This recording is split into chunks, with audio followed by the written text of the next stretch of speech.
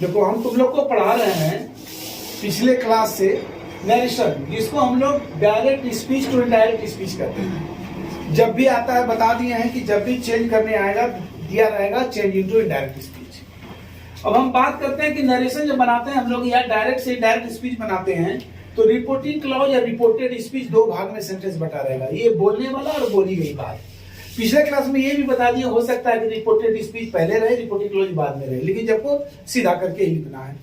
पिछले क्लास में हम स्टेटमेंट को पढ़ा दिए थे। स्टेटमेंट कहने का मतलब रिपोर्टेड स्पीच वैसा सेंटेंस जो यस या नो का बोध हो, यानी जो सेंटेंस या तो एफर्मेटिव में है या नेगेटिव में है। जो सेंटेंस एफर्मेटिव और नेगेटिव में रहता है उसको हम स्टेटमेंट कहते हैं, जो पिछले क्लास में पढ़ा दिए।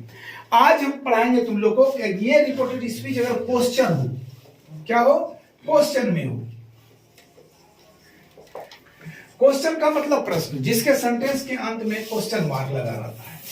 अब हम बात करेंगे कि ये रिपोर्टेड, ये तो हम पढ़ा चुके हैं स्टेटमेंट पिछले क्लास में, क्योंकि ये बता दिए थे कि स्टेटमेंट रहे तो ये जो कोमा और कोटेशन मार्क हटेगा तो दैट लगेगा, और जैसे change of person change of tenses का रूल है उसको फॉलो करके बनाना है। अब बात करेंगे हम क्वेश्चन की। अगर ये रिपोर्टेड स्पीच क्वेश्चन में हो, अभी स्टेटमेंट की बात नहीं करते हैं इसलिए स्टेटमेंट को हम हटा देते हैं, इसकी बात को सोचना भी नहीं है। अब हम क्वेश्चन की बात करते हैं तो ये क्वेश्चन अगर रिपोर्टेड स्पीच में दो तरह से आएगा, WH question, helping verb question. अगर ये WH क्वेश्चन करके है तब हेल्पिंग वर्ब होगा, उसके बाद सब्जेक्ट होगा, उसके बाद मेन वर्ब होगा, हो सकता है और कुछ हो, क्वेश्चन मार्क होगा। ये यहां जो भी रहेगा सब्जेक्ट देखिए प्राय सेड रहता है, और टू देखिए अगर ऑब्जेक्ट है तो है, नहीं भी है तो मी छिपा हुआ मानेंगे। हम बता दिए थे कि कभी कभी ये दिया भी रहेगा और कभी कभी नहीं दिया रहेगा। अगर नहीं दिया है तो मी छिपा हुआ मानेंगे यहां ऑब्जेक्ट। जब हम चेंज करेंगे, अगर ये WH क्वेश्चन, W क्वेश्चन का तात्पर्य हुआ जैसे who, what, when, where, why, how, ये सारा क्वेश्चन। और दूसरा क्वेश्चन इसका बनता है हेल्पिंग वर्ब से, लेकिन अभी पहले बात करेंगे हम WH क्वेश्चन की। तो WH क्वेश्चन से अगर दिया रहे तो इसमें कहता है कि सब्जेक्ट देखिए हम यहां आस्क्ड कर देंगे। आप इंक्वायर्ड भी कर सकते हैं, कुछ ग्रामर इंक्वायर्ड लिख रहा है, और केपी ठाकुर में कहीं टोल्ड का भी प्रयोग किया है, लेकिन आप एक लेकर चले आस्क्ड कर देगा। और अगर ऑब्जेक्ट है तो सीधा ऑब्जेक्ट उतार देंगे, अगर नहीं है तो नहीं देंगे। याद रखिए सेड के साथ और ऑब्जेक्ट रहे तो टू का प्रयोग होता है, सेड के साथ टू का प्रयोग ऑब्जेक्ट के साथ लगता है, अगर ऑब्जेक्ट रहे तो टू। बाकी इसके जगह पर अगर कोई भी आस्क्ड, एडवाइस कुछ भी दे वहां पर नहीं लगता है, इसलिए यही कारण है कि यहां टू नहीं लगेगा। आस्क्ड के बाद और ऑब्जेक्ट रहे तो टू नहीं लगता है। सुनिए, अब रही बात ये कोमा और ये जो कोटेशन मार्क है, इसके बदले में अगर WH क्वेश्चन में है रिपोर्टेड स्पीच तो कुछ भी नहीं आता है, कुछ कटकुट भी नहीं लिखना है, क्रॉस भी नहीं लिखना है, और सीधा यही WH क्वेश्चन उतर जाएगा। यही WH क्वेश्चन उतर जाएगा। अगर यहाँ व्हाट है तो व्हाट आएगा, व्हेन है तो व्हेन आएगा, ये जियो के क्यों उतर जाएगा।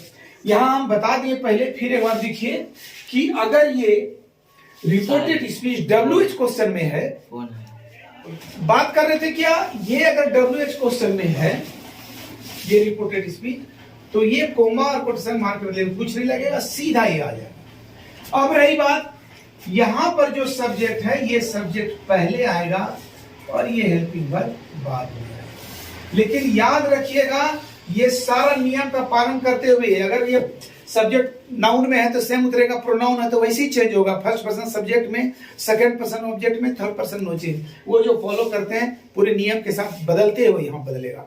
और यहाँ हेल्पिंग वर्ब भी उसी तरह से जैसे चेंज ऑफ टेंस का नियम पढ़ा है उसी तरह से चेंज होगा। अगर यहाँ एम जा है तो वॉज वेयर होगा, जैसे हम बताए हैं वैसे करके चलेंगे। फिर ये मेन वर्ब भी उसी तरह से जैसे चेंज होता है ऐसे चेंज होगा, और अगर कोई एक्स्ट्रा वर्ड आएगा तो आएगा, उसका फुल स्टॉप। ये क्वेश्चन मार्क का जो चिन्ह है ये फुल स्टॉप में आ जाएगा। एक उदाहरण लेते हैं हम, जैसे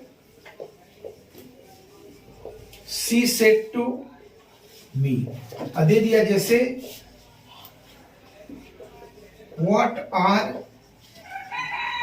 यू डूइंग,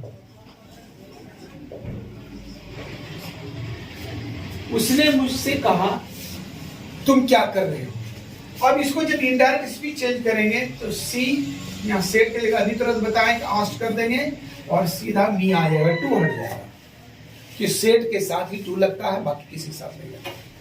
ये जो कोमा कोटेशन मार्क यहाँ जो हुआ इसके बदले में कुछ नहीं, अगर WH क्वेश्चन में रिपोर्टेड स्पीच शुरू हो रहा है तो यहाँ सीधा वर्ड का वर्ड उतर जाएगा। अब यू पहले, ये पहले आएगा, हम बोले थे यू सेकंड पर्सन ऑब्जेक्ट में, मी है तो आई हो जाएगा, हो गया। और एम इज आर वॉज में आई के साथ वॉज लगता है इसलिए वॉज डूइंग, फुल स्टॉप। ये समझ में आई। हमने सब्जेक्ट देके सेट जो था उसको हमने आस्ट किया, अगर टू देके ऑब्जेक्ट है सीधा ऑब्जेक्ट आएगा, उसके बाद इसके बदले में कुछ नहीं, सीधा WH क्वेश्चन आया और ये चेंज हो गया, ये चेंज हो गया।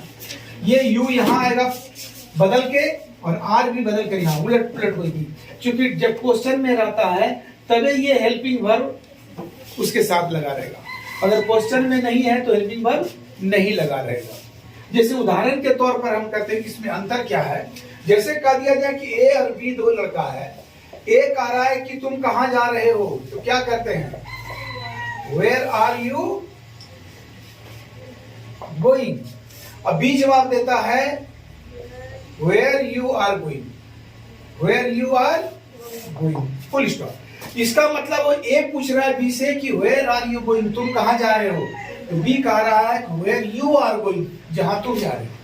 क्योंकि ये देख रहे हैं कि हेल्पिंग वर्ब WH क्वेश्चन के बाद है तो ये क्वेश्चन में है, लेकिन अगर WH क्वेश्चन सब्जेक्ट के बाद यहां चला आया है तो ये क्वेश्चन में नहीं है। इसलिए जो यहां क्वेश्चन में है तो कहां, तुम कहां जा रहे हो, तो बी जवाब देता है जहां तुम जा रहे हो, फुल स्टॉप हो गया। यही चीज यहां समझ आई मेरी बात। तो ये WH क्वेश्चन का ये direct speech to indirect speech बता रहे हैं।